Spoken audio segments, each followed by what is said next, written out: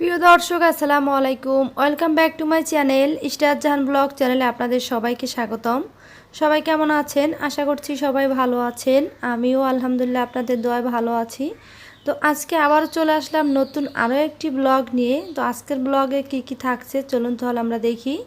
তো আজকে আমি আপনাদেরকে দেখাবো ভেটকি মাছ রান্না করে, সাথে আরও অনেক কাজ আছে, সবগুলোই দেখতে পাবেন। তো এই মাছটাকে কেউ কেউ ভেটকি মাছ বলে, আবার কেউ কেউ কোরাল মাছ বলে। তো চলুন তাহলে অল্প উপকরণে আমরা এটা রান্না করি। তো সকাল থেকে আমি কি করলাম সেখান থেকেই শুরু করি। তো এখানে আমি একটা প্যান বসিয়ে নিয়েছি। সকালবেলা নাস্তা করব। তো আমি আসলে সকালবেলা ভাত খেতে পছন্দ করি না, রুটি খাই মাঝে মাঝে, আবার মাঝে মাঝে ডিম পোস্ট বা চা দিয়ে আমার হয়ে যায়। তো সকালবেলা মার জন্য ডিম পোস্ট করে নিচ্ছি। এটা আমি আপাতত আছি আমার মেজো বোনের বাসায়, মাকে ডাক্তার দেখানোর জন্য নিয়ে আসলাম। তো সকালবেলা মা ডিম পোস্ট করে খাবে, তো মার জন্য হাফ বয়েল করে ডিম পোস্ট করে নিলাম। তো তারপরে আমি আমার নিজের জন্য ডিম পোস্ট করব আর চা দিয়ে সকালে ব্রেকফাস্ট করব, তারপরে বাসার বাকি কাজগুলো করব। আর মা যেহেতু মাকে ডাক্তার দেখানোর জন্য নিয়ে আসছি, তো মা হচ্ছে মার জন্য ডাক্তারের যে দৌড়দৌড়ি করতে হয় বা ওষুধ নিয়ে আসতে হয়, ইন্স্যুরেন্স আনতে হয়, মার ডায়াবেটিক্স, তো সেখানে সব কিছুই আপা করে। আর বাকি বাসায় যত কাজটা সব আমি করি, রান্নাবাড়া। তো সেখানে একটা গল্প আছে, আপনাদের সাথে শেয়ার করবো ইনশাল্লাহ। গল্পটা শুনলে মজা পাবেন আপনারা। তো আমি এখন আমার জন্য ডিম পোস্ট করছি। আমি হাঁসের ডিম পছন্দ করি, আর মার জন্য মুরগির ডিম দিয়েছি।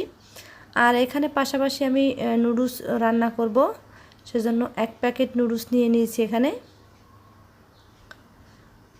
তো মা সকালবেলা চা খেয়েছে, আর একটু নুডলস যদি খায় সাথে ডিম থাকবে।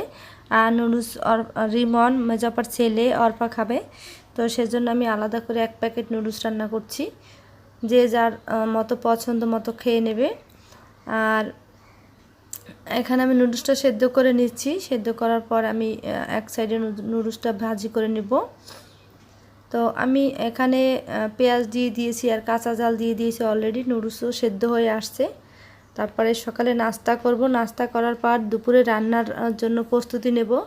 দুপুরে রান্নায় আমাদের কি থাকছে সব কিছু আপনাদের সাথে শেয়ার করব।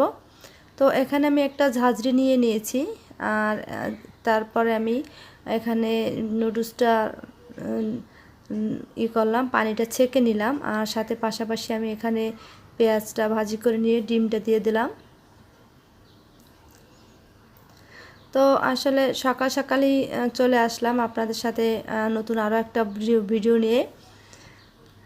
তো আপনারা আসলে সবাই কেমন আছেন? আর আমার ভিডিওগুলো যদি আপনাদের ভালো লাগে, তাহলে আবারও আপনাদের কাছে ছোট্ট একটি রিকোয়েস্ট করব যে অবশ্যই আমার চ্যানেলটা সাবস্ক্রাইব করবেন এবং পাশে থাকা বেল বাটনটি অবশ্যই অন করতে ভুলবেন না, কারণ আমার নতুন নতুন ভিডিও, আপডেট ভিডিও সবার প্রথমে আপনি পাওয়ার জন্য। তো বেল বাটনটি অনেক সময় অনেকের মোবাইলে হচ্ছে 3টে অপশন আছে। তো আপনার যদি অপশনগুলো না আসে, আপনি যে বেল বাটনটি দেখতে পাবেন সেখানে ক্লিক করে অলে ক্লিক করে রাখবেন, তাহলে আমার প্রত্যেকটা ভিডিওর নোটিফিকেশন আপনাদের কাছে চলে যাবে। তো আমি এখানে নুডলসটা রান্না করে নিচ্ছি। এখন নুডলসের মশলাটা দিয়ে দিচ্ছি। তো তারপরে হচ্ছে বাকি কাজগুলো করব। আর আমি আসলে চা খেতে পছন্দ করি খুব, মানে দিনের বেলা অনেকবার চা খাওয়া হয়। আর চা মেজো আপার বাসায় চা খেয়ে আমরা আসলে শান্তি পাচ্ছি না, রং চা খেয়ে।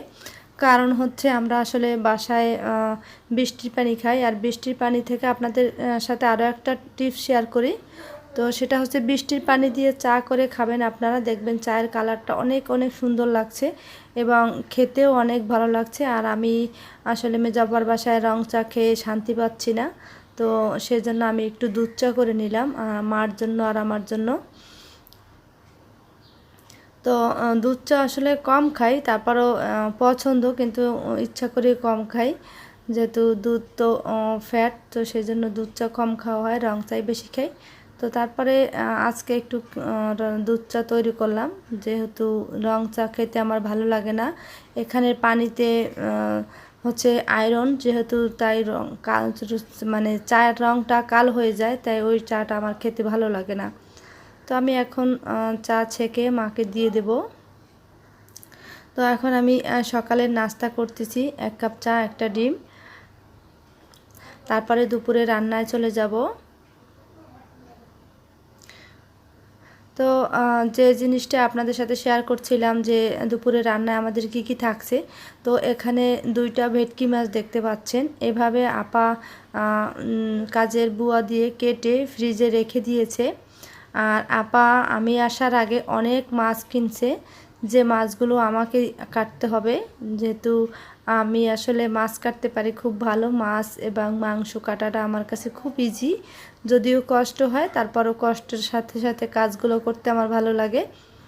আর আপারাও আমাকে দিয়ে মানে মাছ কাটার পরে ওরাও শান্তি পায়। সো এখানে 2টা ভেটকি মাছ আপা ফ্রিজ থেকে বের করে রেখে গিয়েছে। আমি সকালবেলা ঘুমেছিলাম, আপা ডাক্তার কাছে চলে গেছে। তো আমি এখন রান্না করব দুপুরের। আর মা আসলে ভেটকি মাছ খুব পছন্দ করে, তাই হচ্ছে মায়ের জন্য মা যেগুলো পছন্দ করে সেগুলোই এক এক দিন এক একটা রান্না হচ্ছে। তো আমি এখানে ভেটকি মাছটা কেটে নিচ্ছি। তো আসলে উপরে যে আঁশগুলো থাকে, আঁশটা সেগুলো আগে ফেলে দেওয়া হয়ে গেছে। তো আমার কাটাটা খুব ইজি আমার কাছে এখন, যেহেতু আগের থেকেই পরিষ্কার পরিচ্ছন্ন করা আছে, ফ্রিজে এভাবে রেখে দেওয়া হয়েছিল আস্তে আস্তে মাছ। তো এখন শুধু আমি বের করে ফ্রিজ থেকে নর্মাল পানি দিয়ে তারপরে অনেক সময় ভিজিয়ে রাখছি। তো এখন আমি এভাবে কেটে নিচ্ছি, পিস পিস করে কেটে নিচ্ছি। তো 2টা ভেটকি মাছই আমি পিস পিস করে কেটে নিব, তারপরে রান্নায় চলে যাব।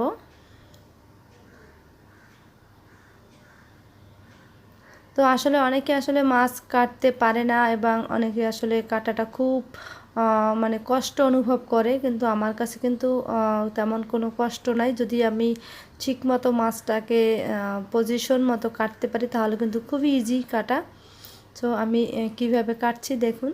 আর এই ভেটকি মাছের মাঝখানে যে মোটা কাঁটাটা থাকে সেই কাঁটাটা কিন্তু অনেক মোটা থাকে। আর যদি একটু ধারালো বটি না হয় তাহলে কিন্তু মানে এটা কাটতে খুব কষ্ট হয়। আর মেজবার বাসায় বটিগুলো অনেক সুন্দর ধারালো, যেহেতু অনেক মাছ মানে অনেক সুন্দরভাবে কাটা যায়।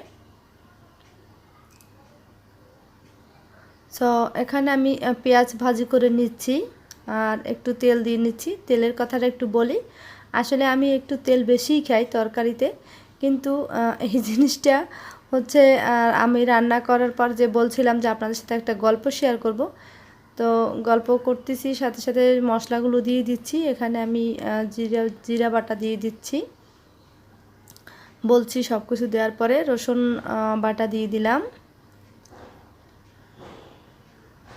এখন দিয়ে দেবো স্বাদ মতো লবণ, আর সাথে আমি মরিচ পাউডার দিয়ে দিচ্ছি পরিমাণ মতো। যদিও আমি মোটামুটি ঝাল খাই, কিন্তু মা এবং দুলাভাই যারা আছে তারা বাসায় কেউ ঝাল পছন্দ করে না, খুব কম ঝাল খায়। তো দিয়ে দিলাম হলুদ পাউডার। তো সব মশলাগুলো এখন আমি ভালোভাবে কষিয়ে নেব, যাতে করে মশলার কাঁচা গন্ধটা না আসে। তো আমি অনেকক্ষণ 2-3 বার পানি দিয়ে মশলাটাকে ভালোভাবে কষিয়ে নিয়েছি এভাবে। তো যে কথাটা আপনাদের সাথে শেয়ার করতে চাইছিলাম যে আপা গতকালকে মাকে নিয়ে ডাক্তার কাছে গেছে, আমি রান্না করছি, কিন্তু দুলাভাই সেটা জানে না। দুলাভাই দুপুরে বাসায় আসে না, দুপুরের খাবার দুলাভাইকে পাঠিয়ে দেওয়া হয়। তো বাজারে পাঠিয়ে দেওয়া হয়েছে দুপুরের রান্নার সব কিছু মানে খাবার। সো দুলাভাই রাতে এসে জিজ্ঞেস করছে যে মাকে ডাক্তার দেখাইতে নিয়ে গেছে কিনা। তো আপা বলছে হ্যাঁ নিয়ে গেছে। তো দুলাভাই বলতেছে যে আজকে রান্নার বাবুর্চি যে চেঞ্জ হয়ে গেছে, সেটা মানে বুঝতে পারছি যে মাকে ডাক্তার কাছে নিয়ে যাওয়া হয়েছে আর বাবুর্চি চেঞ্জ হয়ে গেছে। তার মানে আজকে রান্নাটা আমি করছি, গতকালকে রান্নাটা আমি করছি। যেহেতু আমরা একটু ঝাল খাই, মেজো দুলাভাই একদমই ঝাল পছন্দ করে না। সো তাদের তরকারি একদম সাদা সাদা দেখতে হয়, এরকম খায়।